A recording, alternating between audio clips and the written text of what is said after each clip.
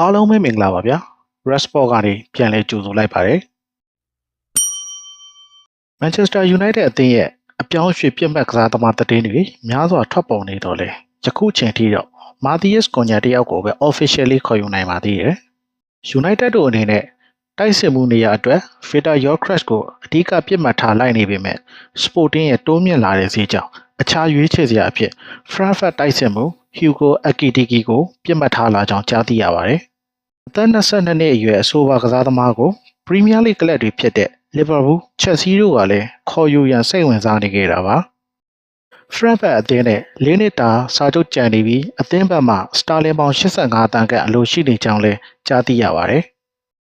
Hugo Ekitike ကတော့ Frankfurt အသင်းမှာ striker အနေနဲ့အဓိကကစားပြီး left wing position နဲ့လည်းကစားနိုင်ပါသေးတယ်ပြီးခဲ့တဲ့ရာသီပြိုင်ပွဲစုံ48ပွဲကစား22ဂိုးသွင်း12လုံး assist လုပ်ထားနိုင်ခဲ့ပါတယ်။အသက်အရွယ်ငယ်သေးပြီးအလားအလာရှိတဲ့ကစားသမားတစ်ယောက်လည်းဖြစ်ပါတယ်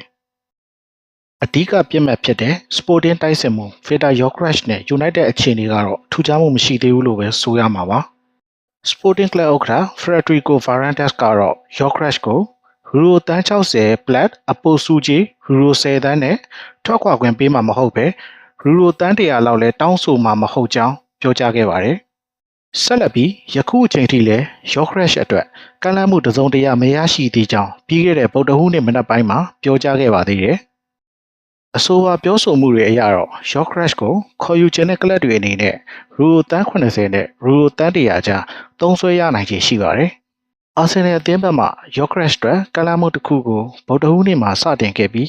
ကစားသမားရဲ့အေဂျင့်ဖြစ်သူနဲ့လည်းလန်ဒန်မှာတွေ့ဆုံခဲ့တယ်ဆိုပြီးကောလာဟာလတွေထွက်ပေါ်လျက်ရှိပါတယ်။ Gyokeres ကတော့အပြောင်းရွှေ့နဲ့ပတ်သက်တဲ့ကောလာဟာလတွေထွက်ပေါ်နေပြီးအများစုကတော့သတင်းအမှားတွေဖြစ်ကြောင်းအချိန်တန်ရင်သူကိုယ်တိုင်ပြောမိဖြစ်ကြောင်းကြာတာပတေးနေ့ညနေပိုင်းလောက်က Instagram Story မှာတင်ခဲ့ပါသေးတယ်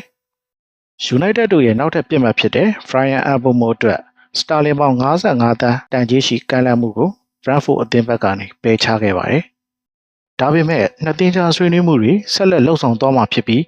United တို့အနေနဲ့ကတော့ဇူလိုင်လအစမှာစတင်မဲ့အသင်းရဲ့ရာသီကြိုလေ့ကျင့်ခန်းအစီအစဉ်တွေအမိကစားသမားကိုခေါ်ယူသွားခြင်းနေကြောင်းကြားသိရပါတယ်။ Premier League ကလပ် Tottenham Hotspur အသင်းမှလည်း Bryan Mbeumo ကိုစိတ်ဝင်စားလျက်ရှိနေကြောင်းသတင်းတွေထွက်ပေါ်ခဲ့ပြီး Tottenham အသင်းနီးပြအသစ်ဖြစ်လာသူ Thomas Frank ကြောင့်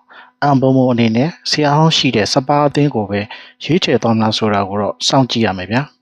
နောက်ထပ်အနေနဲ့နာပိုလီအသင်းရဲ့တိုက်စစ်မှု Victor Osimhen နဲ့လည်း United တို့ဟာသတင်းတွေထွက်ပေါ်လျက်ရှိပါသေးတယ်။ United အနေနဲ့ Osimhen အတွက်ဆွေးနွေးမှုတွေပြန်လည်စတင်ရန်ရှိနေပြီး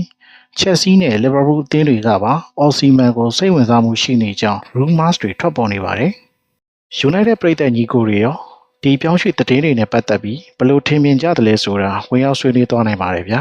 ။ကြည့်ရှုအားပေးကြတဲ့တယောက်ချင်းစီတိုင်းကိုကျေးဇူးအထူးတင်ရှိပါတယ်ခင်ဗျာ။